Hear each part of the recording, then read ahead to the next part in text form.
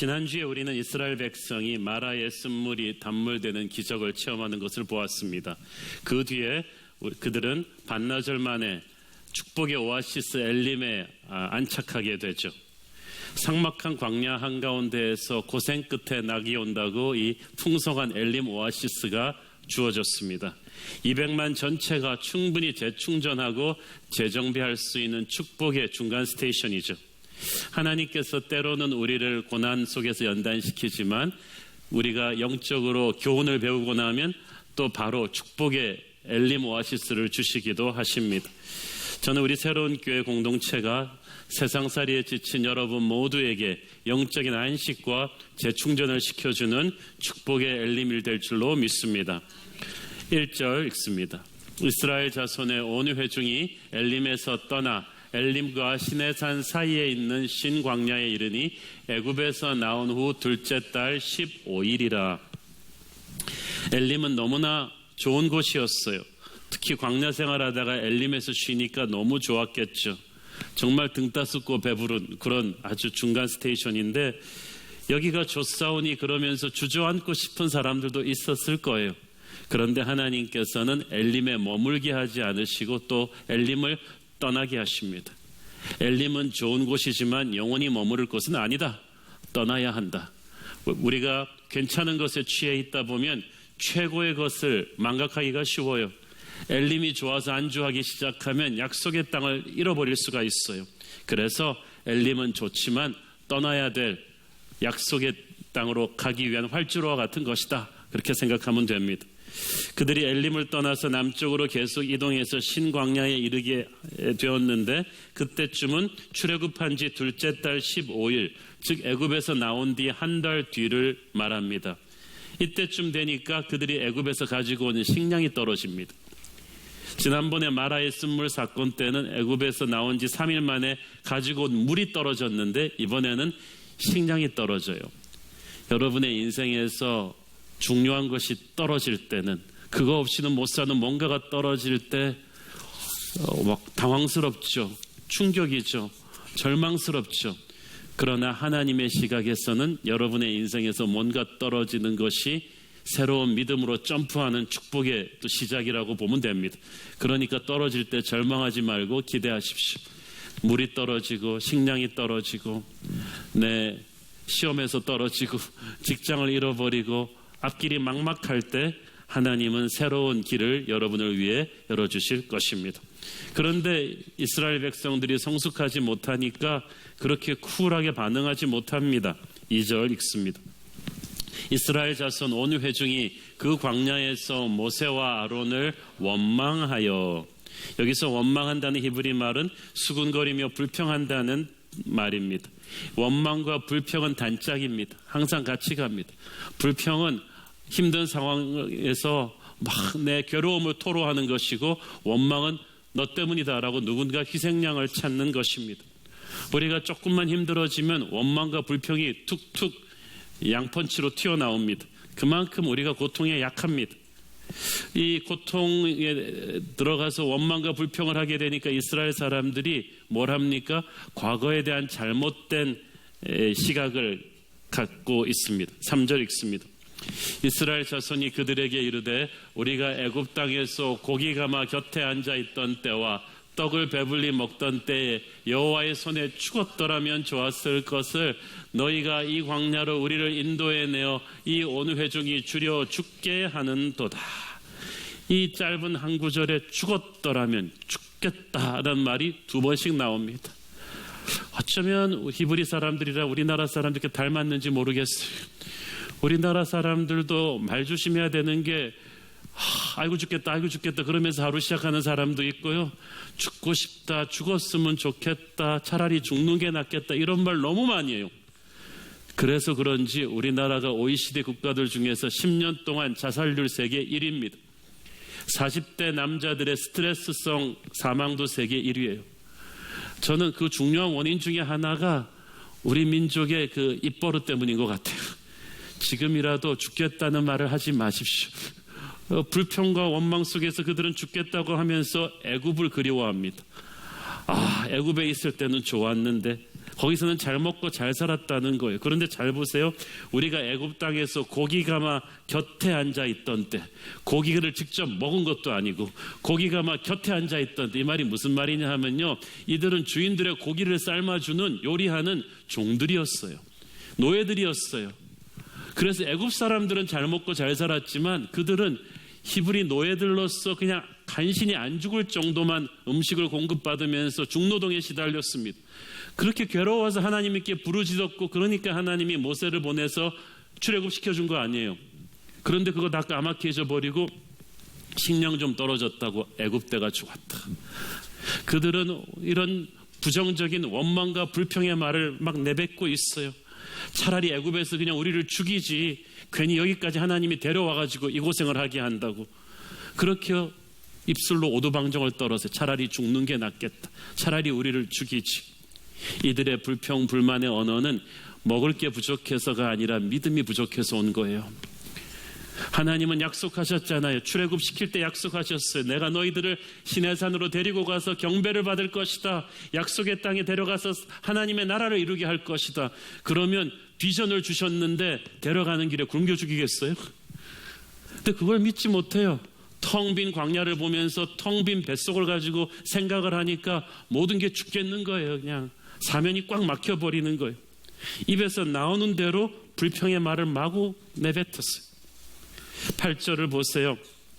모세가 또 이르되 여호와께서 저녁에는 너희에게 고기를 주어 먹이시고 아침에는 떡을로 배불리시리니 이는 여호와께서 자기를 향하여 너희가 원망하는 그 말을 들으셨음이라. 우리가 누구냐? 너희의 원망은 우리를 향하여 함이 아니요 여호와를 향하여 함이로다. 자, 너희가 원망하는 말이 어디 가는 게 아니고 하나님이 들으신다. 이 말에 밑줄 착착 그으세요. 하나님은 말씀으로 세상을 창조하신 분이기 때문에 하나님의 백성에게도 입술의 권세를 주셨어요. 그 말은 그 권세를 잘 사용하면 능력과 축복이 우리에게 오지만 그 권세를 잘못 사용하면 저주와 재앙이 우리와 우리 자손의 미래에 온다는 거예요.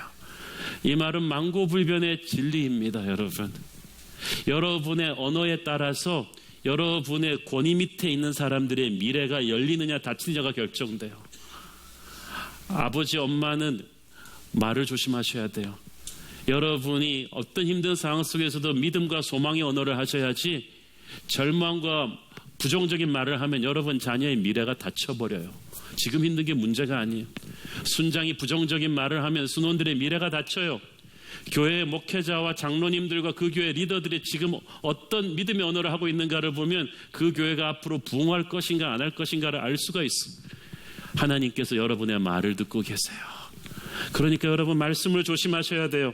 하나님은 우리가 내뱉은 말에 대해서 어떻게든 반응을 하십니다. 우리가 그 입술의 열매를 먹고 살게 하세요. 그렇기 때문에 여러분 입술을 관리하십시오. 지금부터 비전의 언어로 말을 고치세요. 그러면 여러분 가족의 운명이 달라지고 교회의 운명이 달라질 줄로 믿습니다. 불평과 원망의 요소는 어디든지 있어요.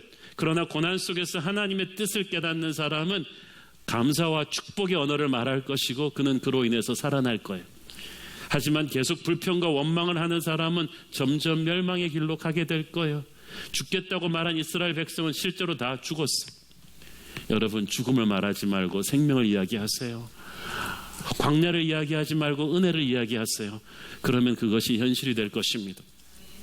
모세는 불평불망이 가득 찬 백성들한테 일일이 불러가지고 설명해주고 이해시키려고 하지 않았습니다. 모세는 지난주도 그랬지만 이 백성들을 하나님의 임재 앞으로 데려갑니다. 9절 봅니다. 모세가 또 아론에게 이르되 이스라엘 자손의 온 회중에게 말하기를 여호와께 가까이 나오라. 여호와께서 너희의 원망함을 들으셨느니라 하라. 하나님 앞으로 가까이 나오라. 하나님의 임재 앞으로 나와라. 그렇죠? 10절 아론이 이스라엘 자손의 온 회중에게 말하매 그들이 광야를 바라보니 여호와의 영광이 구름 속에 나타나니라. 여호와의 영광이 그들이 광야를 보는데 구름 속에 나타났다. 불신의 눈으로 광야를 보고 있을 때는 거기는 절망뿐이에요. 그런데 믿음의 눈으로 광야를 보니까 여호와의 영광이 나타납니다. 지금 여러분의 인생이 광야 속에 있는 분은 믿음의 눈으로 그 광야를 봐야지, 그렇지 않으면 광야는 절망입니다. 불경기입니다. 그러나 믿음의 눈으로 보면 하나님의 영광이 나타나기 시작할 것입니다. 모세는 모든 백성들이 하나님의 영광 앞에 압도되는 자리로 그들을 데려갔어요. 그들은 광야 속에 나타난 구름 기둥을 보면서 홍해를 가들 때 그들과 함께했던 구름 기둥, 불 기둥의 능력을 다시 한번 기억했을 것입니다. 잠시 어렵다고 해서 하나님의 능력을 잊고 불평불만을 일삼았던 그들의 잘못을 뉘우쳤을 거예요. 성경은 자세히 말하지 않지만 그들이 여호와의 영광을 보고 있는 이 순간은 거룩한 침묵의 순간이 되었을 것입니다. 회개의 시간이 되었을 것입니다. 그들의 오두방정 떨었던 입술을 닫는 영적 대각성의 시간이 되었을 것입니다. 이게 영적 지도자가 해야 될 일이에요. 광야에 부딪혔을 때, 절망에 부딪혀서 그 공동체 구성원들이 부정적인 말을 막 쏟아놓기 시작할 때 영적 지도자는 스톱을 시키고 여호와의 임재 앞으로 그들을 데려가야 합니다. 가정에서 힘들어져서 불평불만이 나올 때 가정의 아버지 어머니는 다 같이 기도의 자리로 데려가야 됩니다. 교회가 힘들어지고 불평불만의 말이 나왔을 때 교회는 예배로 나가야 돼요. 기도의 자리로 나가야 돼요. 여호와의 임재 앞에 엎드려야 돼요. 그러면 모든 허물과 불평불만과 문제가 하나님의 보혈로 인해서 덮이기 시작합니다. 그의 영광의 임재가 인간들의 소리를 잠재웁니다. 모세는 그 체험을 하게 한 뒤에 하늘의 만나가 내리게 했습니다. 하나님은 육체의 배고픔을 채워주기 전에 하나님의 백성들이 여호와의 영광 앞에 엎드리기를 원했어요. 은혜를 체험하기를 원했어요. 이 순서가 굉장히 중요합니다. 은혜를 체험하지 않고 여호와의 영광에 압도되는 그 경험이 없이 물질을 받고 배를 채우면요, 방자해져요. 시험이 드는 거예요. 그러나 여호와의 영광 앞에 먼저 예배하고 물질의 축복이 올 때 그들은 살아나게 되는 것입니다. 백성들은 불평불만을 했는데 하나님은 예배를 통해서 나타나시고 하늘문을 여시고 만나를 주셨다. 참 하나님은 너무 착하신 분이에요. 속도 없으세요. 저 같으면 이때가 알밤을 줄 타이밍이거든요. 야, 내가 정말 엘림에서 니들 살려준 지가 바로 얼마 됐다고 또 불평불만이냐 그러면서 그냥 알밤을 때려줄만 한데 하나님은 아직 믿음이 어리니까 그러려니 하면서 하늘 문을 여시고 만나를 비처럼 부어주셨습니다. 하늘로부터 내리는 양식이 왜 만나가 되었는가? 14절 15절 읽습니다. 그 이슬이 마른 후에 광야 지면에 작고 둥글며 서리같이 가는 것이 있는지라 이스라엘 자손이 보고 그것이 무엇인지 알지 못하여 서로 이르되 이것이 무엇이냐 하니 모세가 그들에게 이르되 이는 여호와께서 너희에게 주어 먹게 하신 양식이라. 이렇게 만나가 쭉 내렸는데 가시 같고 휘고 꿀 섞은 과자 같았다고 31절에 보면 되어 있어요. 생전 처음 보는 거니까 다들 물어보는 거예요. 너 이게 뭐냐? 이게 뭐야? 이게 뭐야? 그러고 What is it? What is it? 그래서 그게 히브리어로 만나예요. 이게 뭐야? 어떤 음식이 이게 뭐야? 라는 음식이 있어요. 이게 만나가 그래요. 이 만나는 하나님이 주신 좋은 선물이었습니다. 아직도 지구상의 그 어떤 인간도 경험해 보지 못한 애굽의 산의 진미에서도 발견하지 못한 그들이 노력하지 않아서 얻은 하늘의 음식이었어요. 100% 메이드 인 헤븐이에요. 그런데 그 품질이 지상의 어떤 것보다도 뛰어났어요. 만나가 굉장히 평범해 보였지만 그것만 먹어도 40년 광야 생활 동안 이스라엘 사람들이 비타민, 탄수화물, 단백질 부족한 게 없어요. 그러니까 모든 종합, 인간이 생존하는 데 필요한 종합 영양소가 농축되었고 그 안에 들어가 있는 거예요. 이건 마치 미국 나사 항공우주국에서 특수개발한, 그래서 우주인들이 먹는 고농축 종합 영양식단과 똑같은 거예요. 하나님이 그걸 하늘에서 만드셔서 주신 거예요. 그러니까 이집트의 산의 진미처럼 화려해 보이지는 않았지만 그 품질은 훨씬 뛰어난 거죠. 하나님이 주는 양식이 항상 그렇습니다. 평범해 보이지만 뛰어나요. 이 만나가 하나님의 선물입니다. 인간이 대가를 지불하지 않았어요. 돈 주고 사지도 않았고 노동하지도 않았는데 하늘에서 하나님이 비처럼 쏟아부어 주셨습니다. 자, 여러분 장관이죠. 첫눈 내리는 것만 봐도 장관인데 이게 다 밥이란 말이야. 쫙 쏘아지는데, 저는 우리나라 동요 중에 굉장히 성령 충만한 동요가 있다면 펄펄 눈이 옵니다. 하늘에서 눈이 그거 같아. 왜냐하면 2절이 만나를 모르는 사람이 지을 수가 없는 노랫말이에요. 하얀 가루 떡가루가 자꾸 쏟아집니다. 이 세상 그 어느 민족도 이 흰눈을 보면서 떡가루가 쏟아진다는 상상을 한 사람이 없어요. 이는 반드시 출애굽기에 만나를 묵상한 그런 노래였을 거라고 생각해요. 40년 동안 하나님의 백성들이 만나를 먹고 살았습니다. 광야에서 척박한 곳에서 하나님께서 하나님의 백성들만 먹이셨어요.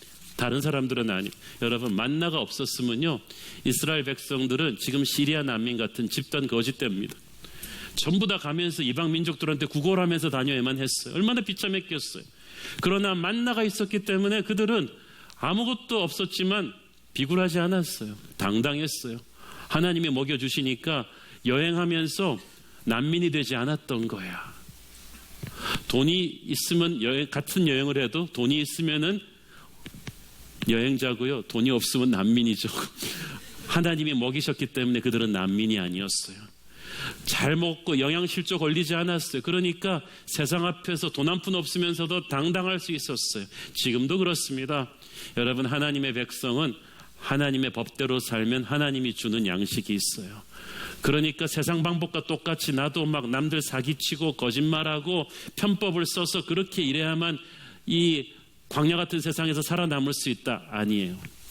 세상 사람은 그래야죠. 그러나 하나님의 백성은 하나님의 방법대로 살아도 하늘 양식이 여러분을 먹일 것입니다. 그래서 비굴하지 않아도 된다는 거예요. 이 만나는 일용할 양식입니다. 생각해 보면 하나님이 이렇게 불안하게 왜 매일 주셨을까?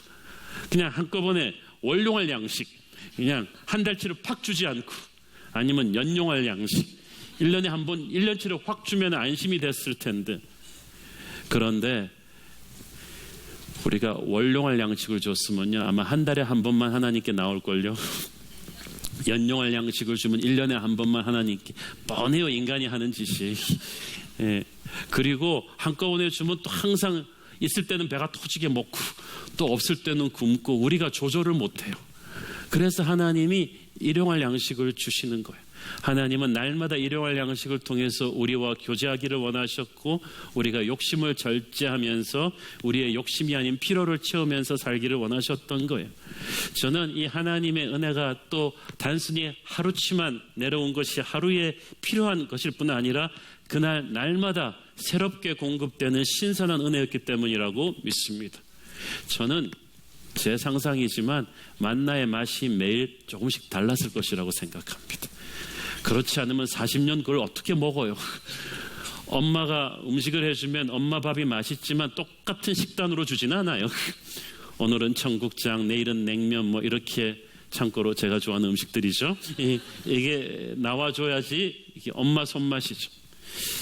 제가 좋아하는 취미 중에 하나가 우리 집 앞에 파리바게뜨에 아침 7시에 딱 가면은 열면서 바로 구워내는 빵이 그때 나옵니다. 오븐에서. 그럼 그때 딱 지키고 섰다가 그 빵을 먹어야 돼요.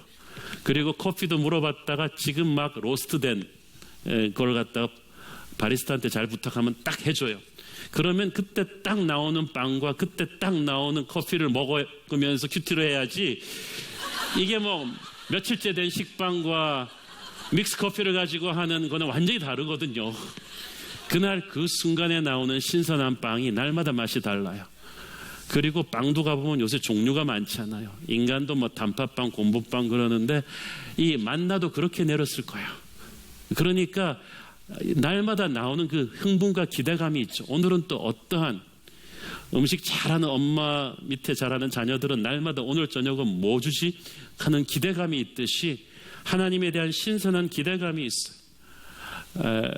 그 날마다 다른 은혜가 있다는 거예요. 여러분, 날마다 하나님은 우리가 알지 못하는 새로운 은혜를 우리에게 주십니다. 그래서 여러분, 하루에 여러분한테 일어나는 모든 일들이, 여러분이 만나는 모든 사람들이 다 하나님이 그날 주시는 만나인 줄을 믿으세요. 그래서 어제나 오늘이나 뭐 나는 뭐 똑같아, 지루한 인생이야, 그렇게 생각하지 마세요. 오늘은 하나님이 예비한 특별한 날이 될 것이다. 하나님이 어제 맛보지 않은 특별한 은혜를 주실 것이다. 오늘 내 안에 있는 특별한 능력을 끄집어내실 것이고, 오늘 내게 축복이 되어줄 사람을 보내주실 것이고, 어떤 일이 일어나게 할 것이고, 그날을 기대하는 거예요. 매일매일 하나님이 주는 특별한 은혜의 만나가 올 것을 여러분 믿으세요.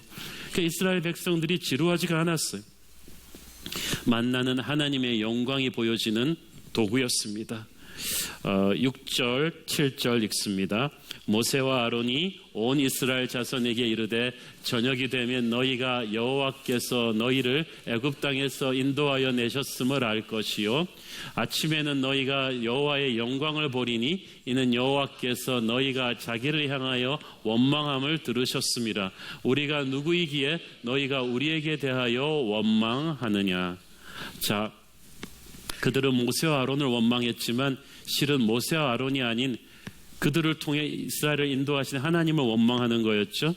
그런데 저녁 때 이제 메추라기 때가 와서 그들의 이 고기가 되고, 그 다음에 아침에는 만나가 내립니다. 만나와 메추라기 때를 통해서 하나님은 너희에게 여호와의 영광을 보여줄 거라고 하십니다. 그러니까 만나는 단순히 우리의 배를 굶주림을 채워주는 도구가 아니라 하나님의 영광을 알려주는 도구예요. 하나님이 얼마나 좋은 분이신지, 얼마나 크고 풍성하신 분인지를 우리에게 알려주는 교과서예요. 하나님은 때로는 어떤 사건을 통해서 우리에게 말씀하십니다. 하나님 아니면 줄 수 없는 어떤 선물이 있어요. 어떤 인생의 치료와 기름 부심이 있는 거예요.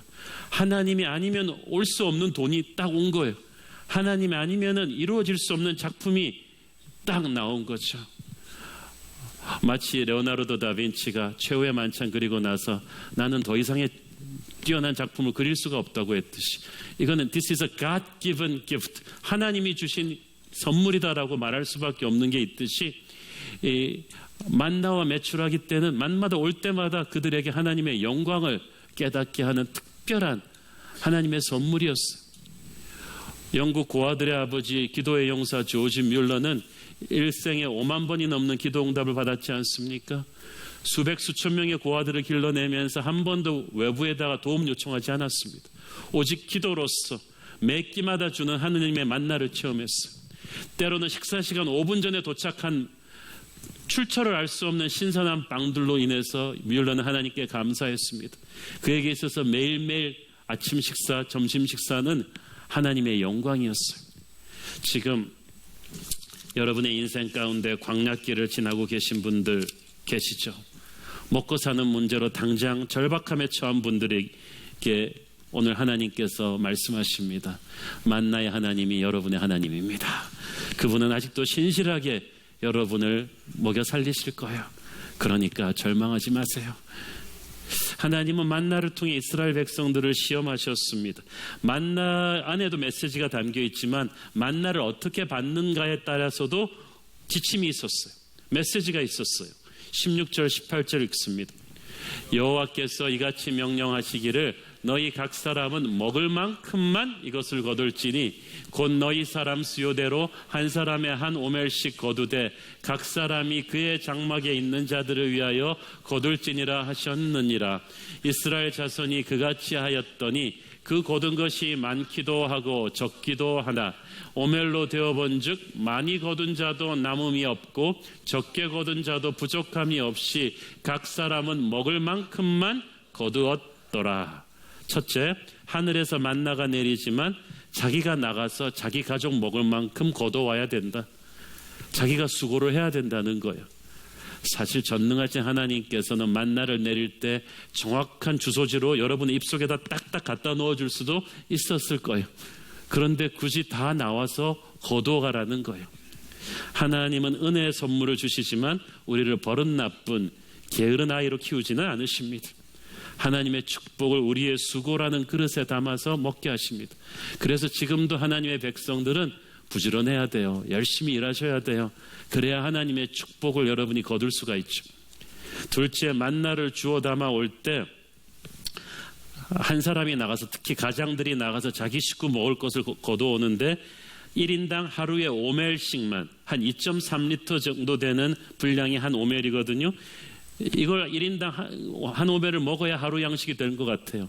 그 정도를 정확하게 재서 가져오라고 했습니다.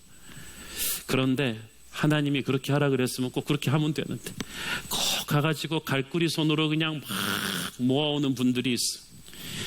우리가 송구영신 예배 때 교회에서 백설기 떡을 드릴 때 꼭 한 가정에 하나씩만 갖고 가라고 하는데도 그냥 믿음의 분량이 커가지고 그냥 주머니 여러 개 달린 옷을 입고 와가지고 안주머니 속주머니 갖고 다 넣고 가는 분들이 계세요. 그런데 만약 여러분이 그렇게 했는데 집에 가보니까 떡이 한 개요. 대여섯 개를 넣었는데 그게 지금 만나 사건에 일어난 사건이야. 그 욕심 부린 사람들도 야 우리 옆집 식구보다 몇 배는 갖고 와서 집에 와보니까 양이 줄어 있어. 또 어떤 집 가장은 몸이 약해가지고 힘센 가장들보다 더 힘이 없어서 많이 못 갖고 왔어. 그 가족들한테 미안한 마음이 있어. 애야 아빠가 힘이 약해서 많이 못 갖고 왔다.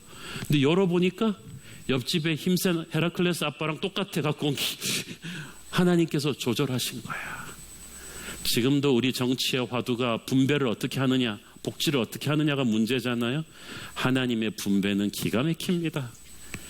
필요를 공급해 주시지 욕심을 채워주지는 않는다는 거야. 여러분이 욕심만 버리면 행복할 수가 있어요. 이제는 보릿고개 지났어요. 이제는 정말 굶주린 문제가 아니라 우리의 욕심인 경우가 많습니다. 욕심을 버려야 합니다. 19절 20절 읽습니다.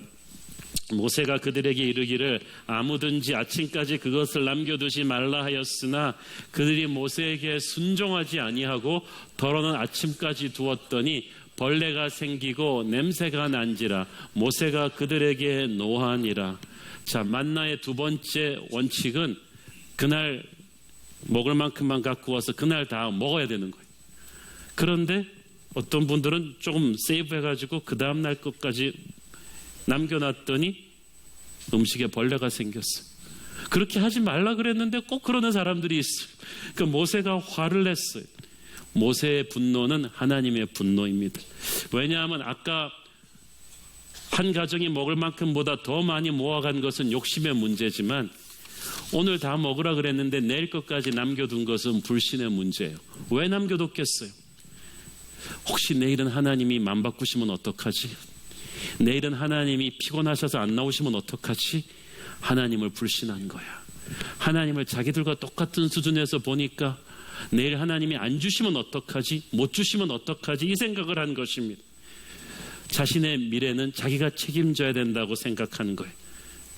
참 보면 이렇게 걱정 근심에 은사를 받은 분들이 있어가지고 일어나지도 않은 일들을 미리 앞당겨 걱정합니다. 그러니까 미래에 대한 걱정이 너무 많아서 오늘 만나를 먹으면서 기뻐하지 않고 혹시 내일은 만나가 없으면 굶으면 어떡하지라는 생각에 오늘 먹는 만나가 소화가 잘 안 돼요. 하나님께서는 내일 먹을 것까지 모아오지 말라고 하셨어요. 저축이 나쁘다는 것이 아니라 내일에는 내일의 만나가 내릴 것이다. 너희들의 과거와 현재를 책임진 내가 너희들의 미래까지도 책임질 것이다. 그래서 어떤 대기업 회장이 말했던 10년 앞뒤에 먹고 살 걸 걱정하라. 그거 자기가 걱정해서 뭐해요. 하나님께서 하나님의 백성의 미래를 책임을 지십니다. 뒷날의 부족은 믿음으로 소망하면서 그날의 하나님의 은혜에 만족하고 감사하라는 거예요. 그것을 하나님은 시험하셨어요. 이같이 하여 4절 그들이 내 율법을 준행하나 아니하나 내가 시험하리라. 나를 얼마나 끝까지 믿고 있는지를 내가 시험하리라. 하나님은 이 만나를 모으는 과정에서 그들을 시험하셨어요. 여러분, 고난만 하나님이 우리를 시험하는 도구가 아니라 축복도 하나님이 우리를 시험하는 도구예요.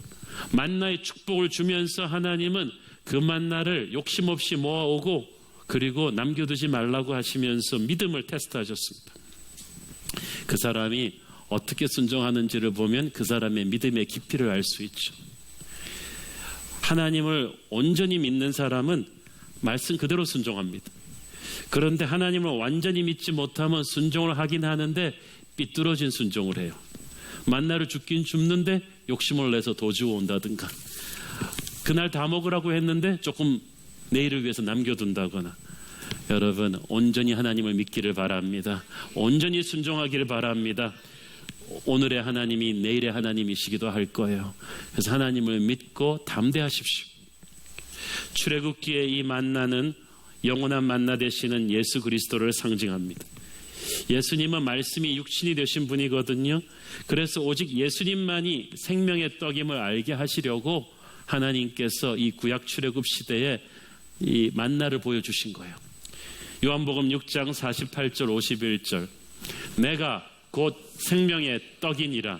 너희 조상들은 광야에서 만나를 먹었어도 죽었거니와 이는 하늘에서 내려오는 떡이니 사람으로 하여금 먹고 죽지 아니하게 하는 것이니라. 나는 하늘에서 내려온 살아있는 떡이니 사람이 이 떡을 먹으면 영생하리라. 내가 줄 떡은 곧 세상의 생명을 위한 내 살이니라 하시니라. 만나가 좋지만 만나를 먹은 사람은 육체의 배고픔만 해결하고 늙으면 죽었어요. 영원한 생명의 떡이신 예수 그리스도를 믿는 사람은 영원히 죽지 않는 영생을 선물로 받게 될 거라는 거예요. 그리고 영원한 생명뿐 아니라 이 땅에서 살아가면서도 끊임없는 하늘의 생기가 영의 양식이신 하나님의 말씀을 통해 만나를 통해 우리에게 날마다 공급될 것입니다. 그래서 우리에게 날마다 이 말씀이 올 때 예수님의 생명이 들어오는 거예요. 그래서 만나를 매일 아침 나가서 먹어야 되듯이 우리도 날마다 하늘의 양식인 하나님의 말씀을 먹어야 되는 거예요. 기도의 자리에 예배의 자리에 나가서 예수님이 주시는 은혜의 양식을 먹지 않으면 우리는 버틸 수가 없어요. 어제의 은혜로 오늘을 살 수는 없어요. 어제 먹은 빵으로 오늘을 버틸 수가 없는 것과 똑같은 거죠. 요한복음 6장 35절 보세요. 예수께서 이르시되 나는 생명의 떡이니 내게 오는 자는 결코 줄이지 아니할 터요 나를 믿는 자는 영원히 목마르지 아니하리라. 생명의 떡이신 예수님을 먹고 배부르려면 예수님께로 와야 돼요. 내게 오는 자는 아무리 만나를 줘도 자기가 받으러 오지 않으면 무슨 소용이 있겠어요. 오늘도 하나님의 백성에게 하나님은 은혜의 만나를 주고 계십니다. 이 설교가 바로 은혜의 만나예요. 여러분 큐티 책자에 들어있는 말씀이 그날 하나님이 주시는 은혜의 만나예요. 그걸 붙잡고 하루를 시작하셔야 돼요. 하나님은 아까 말씀드렸죠. 만나가 날마다 맛이 달랐을 것이라고. 하나님께서는 영양도 다르게 하셨을 거예요. 오늘은 비타민 C를 흠뻑 넣어서 보내야지. 오늘은 비타민 A를 실컷 넣어서, 오늘은 칼슘을 넣어서 보내야지. 하나님께서는 우리에게 주는 생명의 양식의 말씀도 그렇게 하실 거예요. 어떻게 보면 어떻게 하나님이 우리 인생의 사정을 쪽집게처럼 하시고 그날 큐티 말씀이 하나님이 우리한테 꼭 필요한 말씀을 주시잖아요. 그게 우리한테 준 맞춤 생명의 양식이라는 것입니다.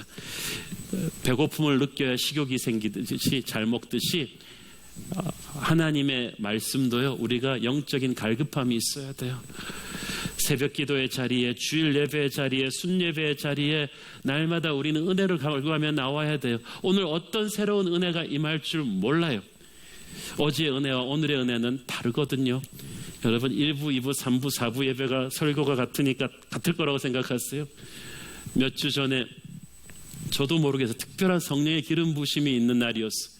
그래서 2부 예배 때 병 치유하는 기도를 했는데 그때 우리 목사님들도 병이 많이 나왔어요. 교회에서 목사가 나오면 진짜 기적이 임한 거겠지. 그래서 목사 장로님들이 기적을 체험한 거예요. 그랬더니 어떤 분이 내가 맨날 2부 예배 나오다가 그날 하루 3부 예배로 옮겼더니 그런 일이 있어. 지난주에는 4부 예배 때 특별한 은혜가 있어서 치유 기도를 했는데 일본인 자매 한 분이 허리가 나왔어요. 아주 고질적인 허리병인데 그냥 펴져 버렸어요. 그런 기적이 있어요. 하나님께서 그렇기 때문에 언제 어느 구름에 은혜의 단비를 준비하셨는지 몰라요. 작년 특세 때 우리가 큰 은혜가 있었고 겨울 부흥회 때 놀라운 역사가 일어났지만 그것이 또 이번 다가오는 겨울 부흥회와 신년 특세에는 또 새로운 놀라운 기적들이 일어날 것입니다. 우리는 그 새로운 은혜를 먹고 생명의 양식을 먹고 또 다음 단계로 점프할 것입니다. 그래서 여러분은 믿으셔야만 합니다. 사람은 떡으로 사는 것이 아니라 오직 하나님의 말씀으로 살 것이라.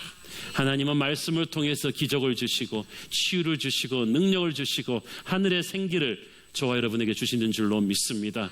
그 생기를 받고 우리는 광야 같은 세상에서 다시 한번 일어서서 전진하게 될 것입니다. 기도하겠습니다.